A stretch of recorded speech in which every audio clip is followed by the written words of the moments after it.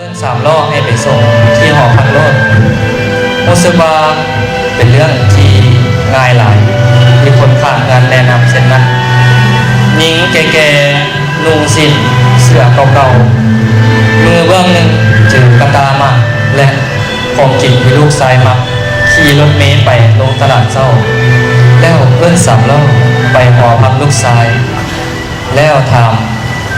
คนยามหอพักว่ามีคนซื้อนี่บ่คนยามหอพักจึงแนะนำให้ป้าขึ้นไปชั้น2ห้อง206เด้อแล้วเคาะประตูเอิ้นเอาเอง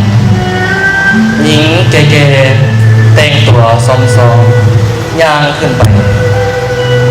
ขั้นใดไปเคาะประตูห้อง206เพื่อนของลูกชายเปิดประตูคนแก่จึงถามว่าป้ามาหาไผแม่บอกว่าแม่มาหาลูกชายซื้อนี่อยู่ห้องนี้บ่ลูกชายที่อยู่ด้านในตาไว้หลายเพราะเห็นแม่ตัวเองก็จำได้ก่อนที่เพื่อนจะบอกว่ามีหรือบ่มีลูกชายเฝ้าแลนเขามาหาแม่แล้วถามว่าป้ามาหาไผแม่ได้ยินลูกชายว่ากับตนเองว่าป้ามาหาไผแม่งงเอามือซี่หน้าของตนพร้อมกับว่านี่แม่ของลูกได้ลูกจำแม่บ่ได้บ่ลูกชายจึงบอกว่าป้าห้องนี้คนซื้อนี่บ่มีอยู่ดอกในห้องนี้ป้าไปหาห้องอื่นไปแม่พยายามจะอธิบายเพราะยันลูกชายจะจับตนเองบ่ได้ดีแต่ลูกชายก็ห้องให้ก็ห้องใส่ยางแหงพร้อมกับเอาเมอร์ซี่ให้หนีไปก็เลยยินลูกชายว่าเส้นนั้นน้ำตาของผู้เป็นแม่ไหลออกจากเบ้าตาทั้ง2 ข้างยังเป็นรู้สึกตัวพร้อมพึมพำกับตัวเองด้วยความมั่นใจว่าเขาผิดอะไรเป็นยังลูกจึงลืมทำเงินที่แม่ส่งมาให้แม่ส่งมาให้ไผลูกของแม่บ่ได้รับสันบ่แม่แบบนี้ตัวเองมือแม่เกิดสั่นจนเครื่องของที่จะนำมาต้อนลูกและกระตามา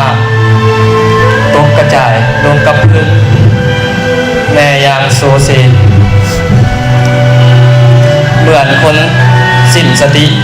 แม่ค่อยๆย่างลงมาสั้นลุกด้วยจิตใจที่เลื่อนลอยในขณะที่จะข้ามถนนด้วยความเมื่อลอยขาดสติสตาชีวิตของผู้เป็นแม่สร้างโศกให้เหลือเกินนี้รถเก๋งคันหนึ่ง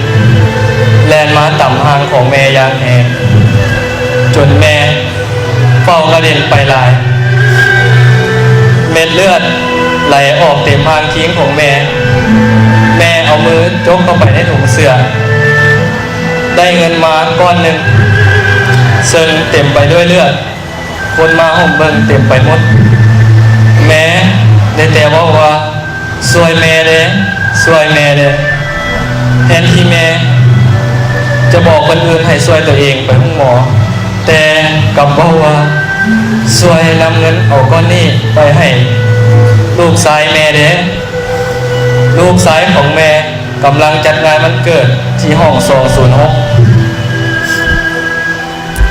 มีพลเมืองดีได้ไปแจ้งข่าวให้กับลูกชายของแม่ทราบพร้อมกับนำเอาเงินที่เปื้อนเลือดไปให้ลูกชายของแม่เป้าแลนออกมาแหวกฝูงชนเข้าไปอุ้มหางของแม่แต่อนิจจาเขาคงมีโอกาสเห็นลมหายใจสุดท้ายของแม่แล้วได้แต่ว่า